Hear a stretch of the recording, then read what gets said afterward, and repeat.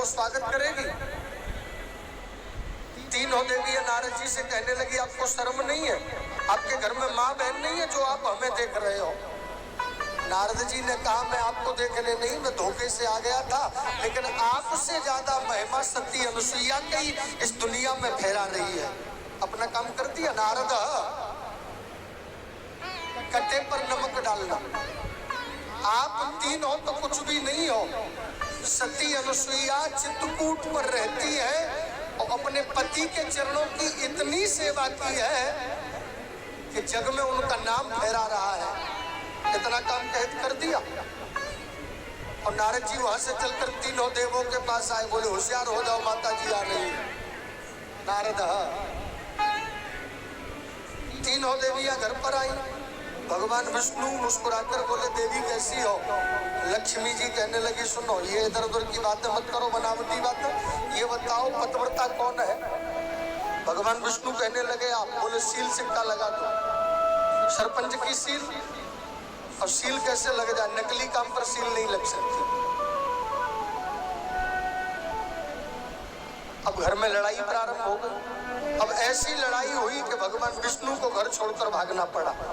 वैसे ईमानदारी की बात है, अगर पिताजी बेटा से लड़ेंगे तो पूरे खड़गपुर में प्रचार कर देगा बेटा। माताजी अगर अपने बेटा से लड़ेगी ना तो पूरे गांव में हल्ला मचा देगा मेरी माता लड़ती है। और खुद की पत्नी अगर रोजाना झाड़ू से पीटे किसी से नहीं कहेगा। बोले ये तो अंदरूनी बात है ना, अगर ये बता दी जाएगी तो गड़बड़ हो जाएगा। ये अंदर की बात है। भगवान विष्णु को घर छोड़कर भागना पड़ा। ब्रह्मा जी को घर छोड़ के भागना पड़ा। वैसे भोले बाबा 10 दिन में समाधि खोलते थे, अब तो 3 महीने के लिए समाधि लगा दी भोले बाबा ने। न खुलेगी समाधि न होगा झगड़ा। तीनों देवियां कैलाश पर्वत पर पहुंच गई। भोले बाबा आंखें नहीं खोल रहे। बोले आंखें खुलेगी तो हमें भी भागना पड़ेगा। इसलिए तीनों देवी स्तुति करने लगे।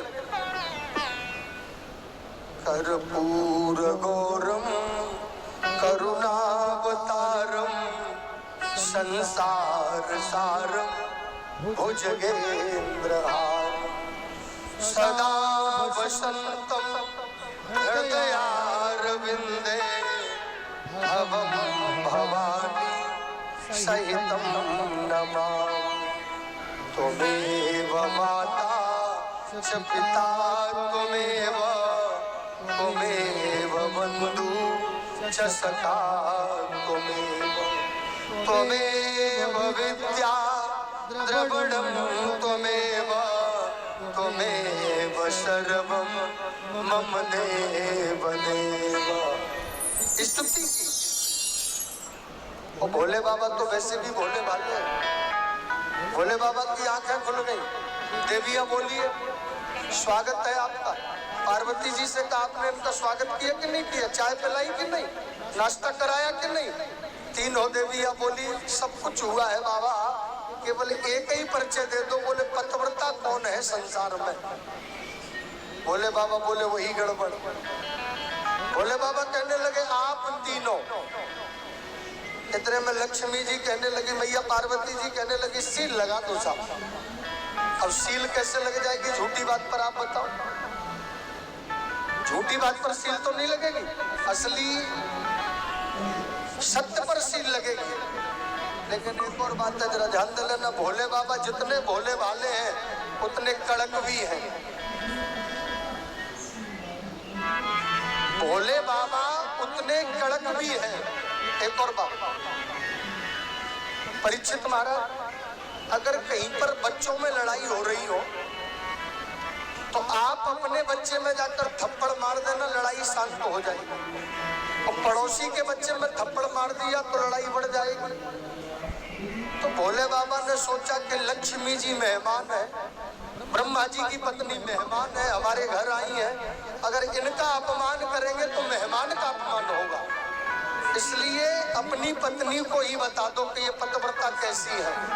पार्वती जी कहने लगी बताओ ना। भोले बाबा बोले इधर आओ, हम आप ही को बताते हैं। बोले आप पतिव्रता हो? बोले हाँ। बोले सुनो, हे खग मृग हे मधुकर श्रेणी, तुम देखी सीता मृग ने। भाई जब सती रूप में आप मेरी बगल में बैठी थी, भगवान राम लीला कर रहे थे, तो आप कह रही थी ये कैसा भगवान है, ये रो रहा है। तो हमने कहा था भगवान लीला कर रहे हैं। आपने मानी हमारी? आप परीक्षा लेने चली गई और राम जी ने जब जानकी जी का वेश बनाकर आप परीक्षा लेने गई, तो राम जी ने कहा,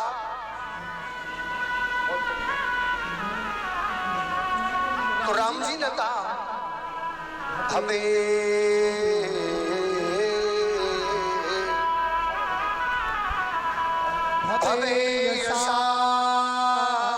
श्रवणे नित्यम